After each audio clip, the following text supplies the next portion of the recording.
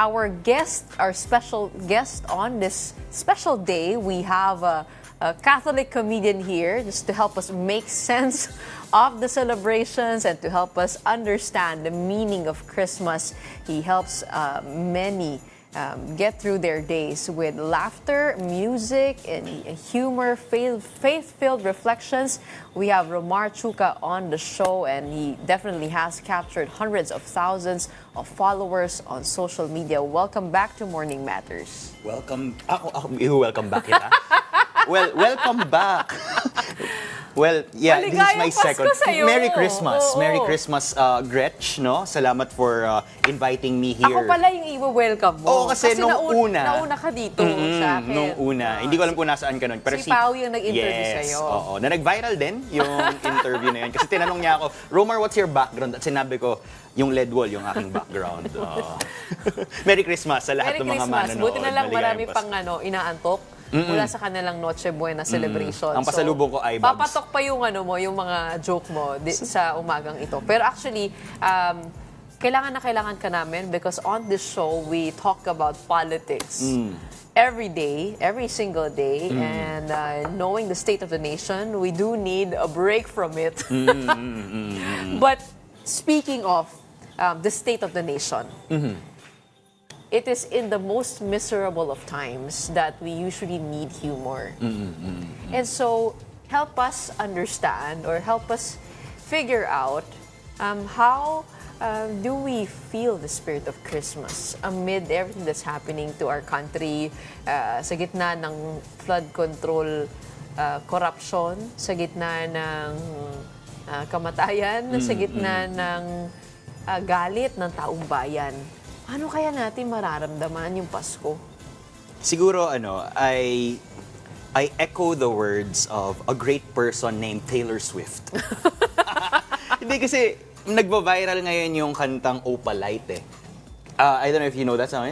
Nakita ko may sumasayaw. Diba, sumasayaw. Ayokong sumayaw dito kasi baka bumaba ang ratings ng show eh. No? So, pero yung Opalite, dun sa parang it's all right, you were dancing through the lightning strikes. I think lightning strikes ang nararamdaman natin ngayon. Pero I think we are called to still dance even if there are lightning strikes. And I know that people are sleepless, according dun sa words ni Taylor Swift, no? Sleepless through the onyx nights. Meaning, ano yung onyx? Parang madidilim na mga gabi. Pero we also have to realize na merong opalite skies. Ano yung opal? Yun yung parang puti na And I think if we bring it to a more, yung mas maiintindihan, kailangan i-realize natin na kahit na may mga itim na mga skies, meron din puting skies na paparating, no? Na hindi matatanggal yung pag-asa o yung hope kahit na may karimlan. Di ba, pag kunwari papasok ka sa isang kuweba, nasa dulo ng kuweba, it gives you hope kapag alam mong may exit naman kahit papano. So, kahit papano, kapag may nakikita kang mga ilaw, no, na kumukuti-kutitap, bumubusi-busila, 'di ba? Kahit papano, yun yung magpapagana sa iyo, no? And I think humor also has a role in that, and Christmas has a role in that. Kahit isang araw lang out of the 364 days na may kaguluhan sa mundo. And what is the light at the end of this flood control tunnel? Yun lang, no? Para magiging 2-hour reflection. Yun nga. So ako, I'm ready naman, no? I'm ready naman for a 2-hour. Pero in all of these flood control things that are happening, I think we are still being called to, sit down and reflect, no? Manahimik at makinig, no? Sa ano ba yung nai-contribute ko na perhaps doon nga sa kasamaan, no? Pero kahit papaano sa trabaho na meron ako, sa simpleng trabaho, kunwari ikaw ay accountant, ikaw ay paano mo nilalaban na ang katotohanan, no? Paano mo pinapalabas ang katotohanan kahit na may karimlan? So even accountant ka or nurse or do your job, pero perhaps practice speaking the truth. No, siguro para sa lahat ng mamamayan, nagbabayad kami ng buwis. Tayo. Yun, sa pagbili, sa pagbili natin ng di ba, mismo sa pagbili natin ng candy, May nilalaban ng natin problema, hindi tayo nilalaban. Yun lang. Ayun na, Yun medyo lang. masakit lang, Medyo masakit nga doon sa bahaging yun. Pero I think kailangan we have to regain the belief that faith will triumph over evil. Well, Romar, I know you are not a priest. I'm not a priest, pinagkakamalan lang. You are not a pastor. I'm not a pastor, pinagkakamalan din. But you do preach from time to time in your own unique way. Yeah, you have a yeah. unique calling. I've been to one of your what do you call it? Sermons, Recollection, recollections, ganon. Kakaiba kasi itong si Romar, pinaghahalo niya ang teatro, ang kanyang background sa teatro. Dula ang sibol siya. Yes, pati ang kanyang skills sa pagpapiano. Pati yung pagkanta. Pati ang kanyang humor at ang social media. And in this way, you try to make people feel the Lord in their lives. And so, how much of a struggle has it been for you to communicate the Lord in these times? I mean, sa mga ginagawa mo, kasi you go to schools, Yeah. you go to give talks everywhere. Ano yung mga usual na na-encounter mo, especially in light of what's happening?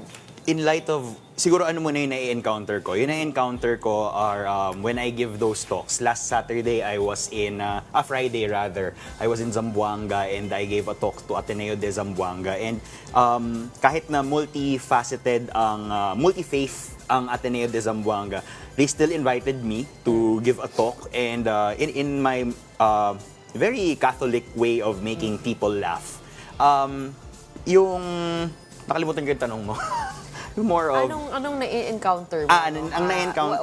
What do people need help with? I mean, is it mostly personal questions? Or Halo. parang how is this affecting them? Yung mga nangyayari Actually, sa bansa halo. natin. Halo, no, na kita ko sa mga youth na mga kasama ko kung ano yung mga struggles nila sa everyday, kung ano yung mga binabagsak nilang mga exam, ano yung magkano ang dorm nila. And right now, meron akong mga nilalabas actually na mga content, Gretch, na kung i-frame natin ang mga billions and billions of the money that was spent on flood control, yung nationwide flood control budget noong 2022, ilan kayang dorm ang pwedeng maibigay sa mga kabataan? Parang gusto kong iparamdam kahit papano na sa mga kabataan na yung opportunity cost, kumbaga. So ako, I encounter sa mga youth of today yung mga problema nilang ganyan, yung pambili ng pangkape nila, pambili ng baon, yung pamasahe, and even siguro struggles with depression, no? Depression, yung mga and Lalo na Pasko ngayon. Lalo ng Pasko, 'di ba? Parang people would feel na sometimes they are alone, 'di ba? Pero I am reminded, perhaps by my faith, and I'd like to share it with the billions and billions of people who are watching, no, na bakit ka tumawa doon, no? The billions or the trillions of people who are Flood control watching. yata yun. Yeah, I guess so. Na hindi tayo iniiwan ni Lord, no? Kahit ano pa man ang ginagawa natin sa buhay, ano pa mang kabulastugan ang nagawa natin, the Lord never leaves us. And yun parang sinasabi ng teacher namin palagi, in Christmas, it's always the rush. Pero ito deep to dapat sana may hush. Wow.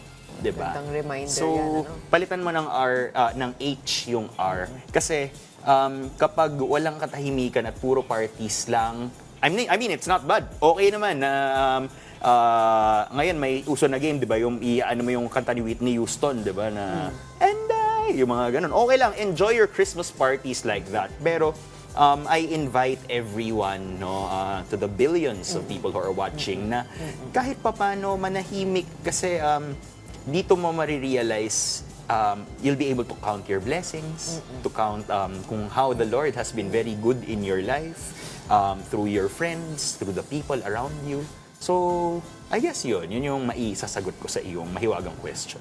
Well, Christmas is supposed to be a holy day, right? But why is it always the most stressful one? And also, my question is, what's so unique for you when it comes to the Pinoy Christmas?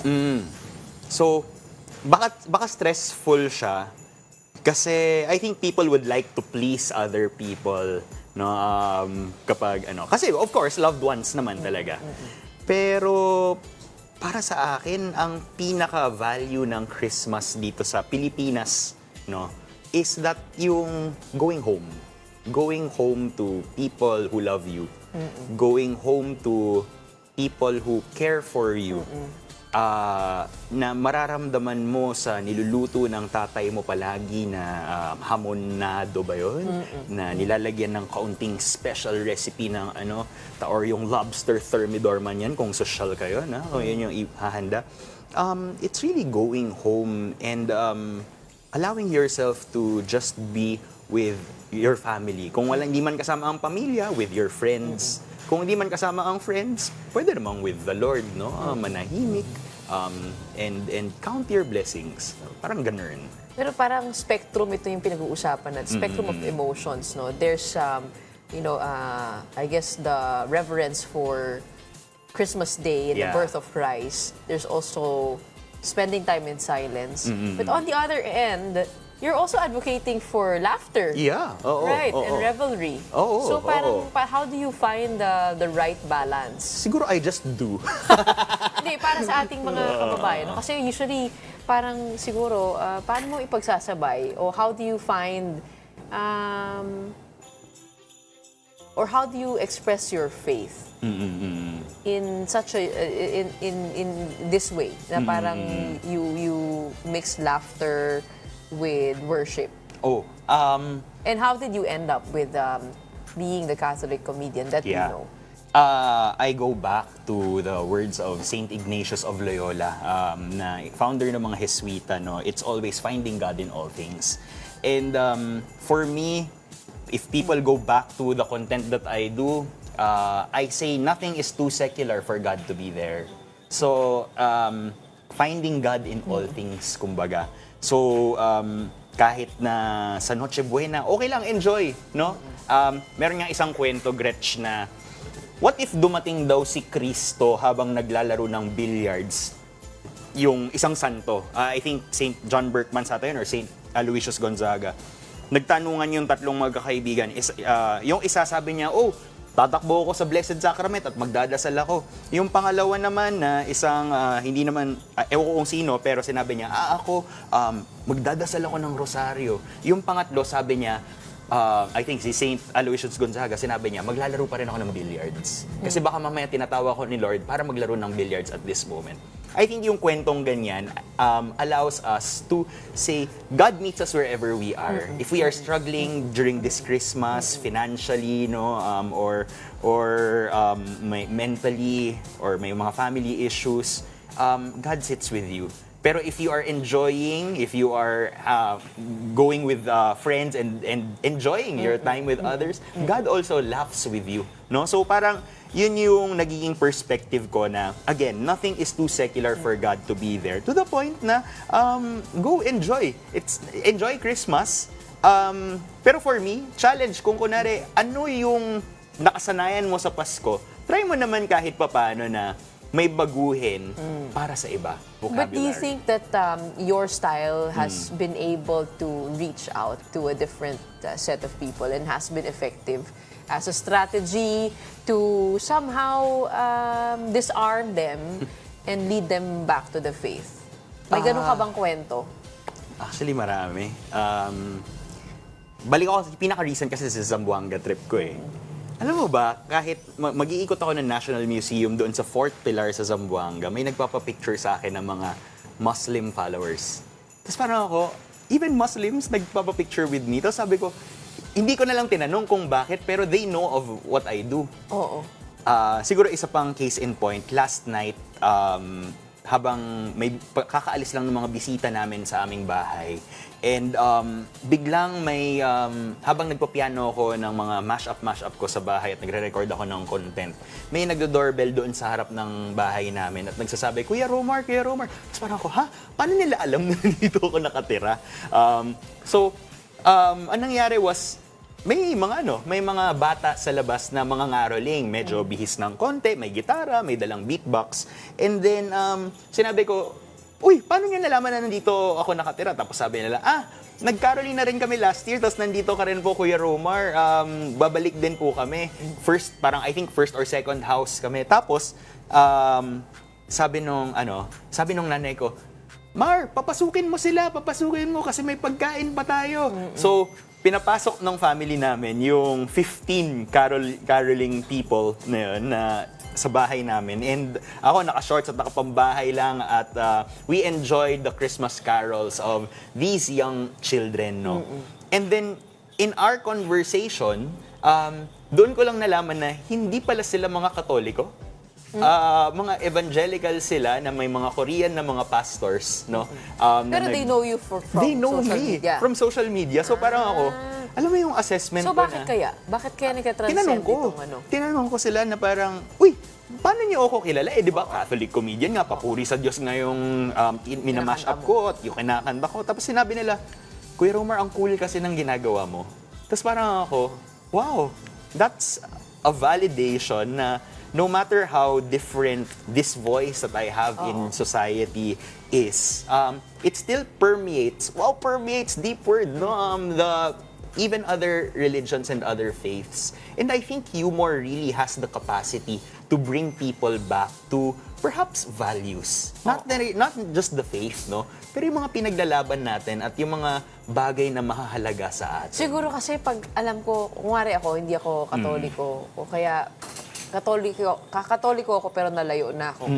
Pag lumapit ako sa'yo, pakiramdam ko, hindi mo ako i-judge. Talaga? Siguro ganun, ano? Kasi parang, hindi mo ako sisermonan. Oo. Kumbaga, magugulat ka na lang na may depth na pala. Ganun ba yung style mo? I think so. Because kapag nagbibigay ako ng recollections, magpapatawa muna ako. Tapos, habang magpapatawa, magugulat ka na lang na may depth pala yung kwento ko. Gusto mo sample lang kita na? We have time. Sige. Once upon a time, there was a small fish. Hindi mo to naabutan eh. So, once upon a time, there was a small fish. This small fish was very, very curious of the world. The universe, rather. So, langoy-langoy siya. Just keep swimming.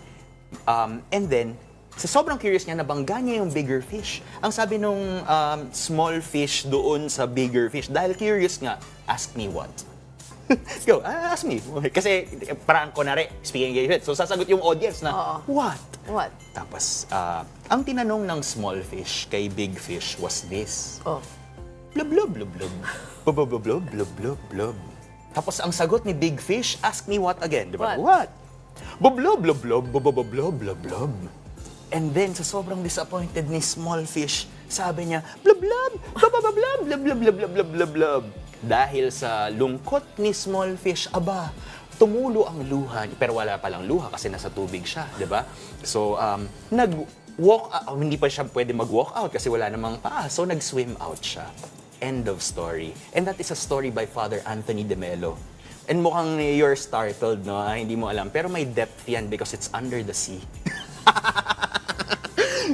Okay, napa-facepalm. Tinala Christmas ngayon, so I'll be generous. Yes. Pero ang totoong kwento niyan, I could translate that to you in Korean. Sige, no? dali. In Korean, so, the joke, in Tagalog or English, it's really a simple story of Anthony de Melo, a Jesuit with Eastern spirituality roots then. There was this fish who was swimming and then tinanong niya yung big fish na, excuse me, but can you tell me where to find this thing that they call the ocean? And then sabi ni big fish, the ocean is the thing that you are in right now. And then the small fish answered, disappointed, but this is just water. What I'm looking for is the ocean. As the little fish disappointedly swam out. Diba? Ipamarinade mo yung kwento na yan kasi mas masarap ang lempo kapag binamarinade. Napaisip ako doon. Yes. Diba? So, even in a newsroom, you could find God. Even in a jeepney ride or your basic MRT ride, you could find God. Even in a 500 peso Noche Buena, you can find God. Yes. Although minsan And mahirap. humor. And humor. Pero buti na lang may 500 pesos ka, kasi wala. Ganon. Pero kahit wala, magpasalamat pa rin kasi baka mamaya may grasya pa lang mga nagbibigay sa'yo. No? May nagbigay pa rin sa'yo and O all. baka grasya din yung mga nagsasabing hindi sapat yung 500 pesos. Oo. Kasi voice Para of malaman. truth yun. Oo. Voice of truth yun, yung mga ganyan. Mas malapit sa katotohanan, mas malapit kay Lord. Ikaw, Romar, ay hindi ka nagsimula as a Catholic comedian. You were doing corporate Yes. before you transitioned into becoming a full-time social media missionary. Indeed. Oo. What led you to this calling? I mean, it is unique. It is brave. You have your own voice for sure. What gave you the courage to take on this path? Dahil Pasko ngayon, masarap kumain ng halo-halo, no? And halo-halo kasi I think if I analyze kung ano yung buhay ko magmula nung nag-graduate ako noong 2015 onwards, no? I think it's been a halo-halo vocation. I was trying to find my voice. Nung TSR ako, or Pharmaceutical Sales Representative, nung 2015 until 2016, I was actually, quite a different kind of guy, no? In the corporate area, maraming mga questionable na mga stuff, and I could say na nadaanan ko yon na hindi ako nag-give in, no? And hindi ako bumigay. Pero I think those questioning and trying moments of a corporate life, it was also fun kasi imagine mo, nagpapapirma ako ng mga doktor doon sa San Juan de Dios Hospital. Minsan mamimigay ako ng poetry sa mga doktor. Minsan mag-hello ako or sabihin ko, God bless you sa mga doktor. Papakantahin ako ng kung ano-ano during the mga Christmas gatherings and all. And the doctors would see the humanity of their profession with the kapwa PSRs, no? Pero I think those questions that I had allowed me, no, to say, is that all there is? No, ito lang ba talaga? Ito lang ba talagang buhay? Oo, ito lang ba talaga ang buhay? Ito na ba gagawin ko habang buhay? Will it just, yes, totoo, parang will it just be wake up every day, 8 a.m., time in, and then, actually wala kang time in. I used to commute 4 hours mula Fairview hanggang Pasay, etc. No? Pero is that all there is? And then, nung nagpakita yung path, no, towards teaching, parang tumawag sa akin yung theater life ko. And then sinabi, doon ako napa-apply ng Christian Life Education teacher, pati marketing and economics teacher. For 4 years, I taught until the pandemic. No? So, parang yung mga questions, marinade in those questions, and perhaps baka may lumabas na something na... Hindi ba pang mayaman lang yung mga tanong na yan? Actually, hindi Kung rin may pera ka? Hindi rin kasi kahit mga Sumilaw farmers na kasama ko sa you also do bukid work nun. with the Sumilaw farmers? Kahit Sumilaw farmers na mga kasama ko na alam nating hindi naman ganun kayaman, but they are very much capable of asking those deep questions, no, na ano ba ang pwede kong maambag sa bansa pa rin kahit ngayon, no? Or pagkausap ko yung mga farmers, anong pwede pa natin, sabi nila, ano yung pwede pa natin matulong sa community? Paano tayo pwede mag-organic na mga paano tayo pwedeng makakontribute? Sinong pwedeng kandidato ang masupport natin na magpasulong pa sa agrarian reform and things like that, no? I think hindi lang pang mayaman kundi all of us are very much capable as long as we provide space for silence, no? And I think that silence should be intentional. Hindi lang siya yung parang, may extra time ako. Let's try to make it more intentional. And I think kaya eh. Itong mga Sumilaw farmers, we had a 3-day and 2-night, it was supposed to be just a strategic planning with them, no? Pero ang nangyari, para akong nagbigay ng retreat pa rin kahit sa kanila. Over candlelight, may red candle ako, may yellow candle. Yellow candle represents gratitude. Red candles represents sorry, no? And doon sa circle namin, nagulat ako na gumalaw ang grasya ng Diyos na kahit na strategic plan, and we were also talking about anong mga business ang pwede namin gawin bilang consultant ng Sumilaw Farmers. They were talking about how God has never left them. And nagulat ako because in my journey as a Catholic comedian and dating corporate na ngayon halo-halo na, minsan may mga corporate gigs pa rin naman ako at lahat-lahat, I allow God to just surprise me. And then God has surprised me, and I think I'd like to bring that message to other people. No, that the moment that you allow yourself to find your vocation and to discern kung ito na pala talaga ang vocation ko, then perhaps maka-inspire ka pala ng ibang mga tao, makakatulong ka ng ibang tao. Para kami nagre-recollection na dito. Amen. Cheers. Ano kailangan natin to?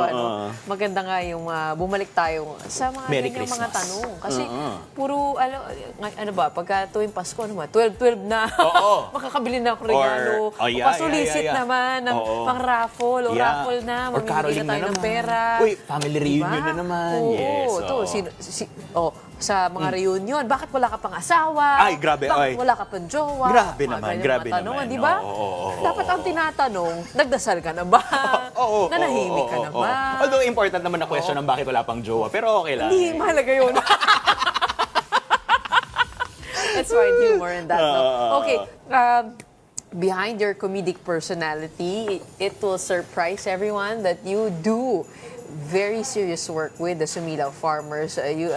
Romar actually comes to Bukidnon Yes. every month. No, every month. Parang 2 weeks I stay there. And he spends time with the farmers to be able to help them manage their business and Their their farm more efficiently and to help it to grow and evolve Yes, beyond oo. what it is. No? So napakahalaga ng trabaho ni Romar kasi tinutulungan din niya yung mga katutubo na alamin ang kanilang mga karapatan, pati na rin sa mga pag-sign, pagpirma ng mga kontrata Yes. and the deals that they get into it is essential knowledge. Ano? Speaking of humor, you're not just a Catholic comedian, you're also an author. Yes. Oo. So ano bang itong libro mo? Meron ka ng pangalawang libro? Oo, pangalawang libro dahil ang unang libro ko ay ikaw ang forward, 'di ba? I invited Ano title you. nung una? Catholic Comedy Libro. Kasi parang bro, yo, what's up? Ito, na pangalawa? Ito naman, ipapresent ko dahil na-sold out siya nung binenta ko sa So, ito na lang muna, no? Paki-zoom in na lang, edit nyo na. Yan, so yan. Banat na? So, ang title nito, pakita ko na lang, ang cute kaya ng drawing ng linya-linya, no? So, ang pangalan ng ay Banat ng Sumusubok Talagang Maging Banal. Ang original title sana was Banat ng Banal. Pero sabi ko, parang hindi naman, nagmamalinis ako, hindi naman ako palaging banal. Pero I think mas nakaka-relate ang tao kung kunwari sabihin ko, Banat ng Sumusubok Talagang Maging Banal. Because there is holiness even in the effort, no? At yun nga, ano yung effort? Yung landingan ng F-lane. Ano? Joke yun. So there is effort, no? Buti na lang marami kaming airtime today. So, yun nga, parang even in the effort of trying to be holy, there is still holiness in that. Diba? Ano ba makikita namin dyan? Ang makikita nyo dito ay poetry, no? Dati, yung unang libro ko walang poetry. At maganda rin dito ay colored yung librong to. Nandyan ang mga photography ko rin, no? So, nagpo-photography din ako. Marami akong mga isinulat na mga reflections. It is a right mix of jokes, of serious posts, and poetry, and pictures that allow you to pray and reflect and to breathe. So ito rin naging personal journey mo, no? Yes, kahit pa paano. Makikita nila yung kwento mo sa Bukidnon? Yes, sa Mindanao? oo. Yung araw na nawalan ako ng tubig at isang balde lang ang hawak ko, tapos may bisita pa ako, so binigay. Yung mga ganun. Oo. May nagpapala ka dun sa Oo, farm ko? pinagpala tayo na makabisita sa farm ni Gretch, no? And yun, andyan siya, no? And yung moment na nag-full circle moment ako kasama si Father Sok, si Archbishop Sok ng Lingayen Dagupan, kasi mula First Holy Communion, tapos in-invite niya, nung grade 2, tapos in-invite niya ako sa First Regional Youth Day, tapos na-interview ko siya sa TV show ko naman, tapos sinakal niya ako out of love. Wala lang, parang fun picture lang, so makikita rin dito. This book is a collaboration actually with two dream companies that I've dreamed of collaborating. One is St. Paul's. Ang St. Paul's ay, ito yung mga St. Paul Fathers na pag umiikot ka ng mga malls nationwide, makikita mo ito yung nagbebenta ng mga santo, ito yung nagbebenta ng mga sila ang St. Paul's, no? They're very good in their logistics, so they have the distribution network. So you could buy, in your nearest St. Paul's area, pero St. Paul's store, pero this is also available online. This also will be available dun sa co-author ko, which is Linya Linya. Okay. Linya Linya is a very fun brand, Yeah. that I used to also work for. And kaya ako napasok doon kasi aligned kami sa mga jokes, di ba? Bakit Yung mga, co-author? Co-author siya kasi I would say na yung mga content na we've partnered up for the past year, na minsan, pag kunwari Ash Wednesday, sabihin ko kay Ali Sanggalang na yung isang creative director na Ali, may naisip akong content. Pwede bang Ash Wednesday? Tapos mag-drawing ka niya ng Ash Ketchum, which is sa Pokemon, Tapos na nakapila sila at nagkumukuha ng Ash na, yung sa Ash Wednesday. So yung mga ganun na mga funny posts. Meron din dito yung, di ba, for Catholics, we believe that Christ is in the body of Christ, yung bread, So, meron akong ginawang pun naman na body of Christ, So, nakaakbay ni Cristo yung isang character sa linya-linya and things like that.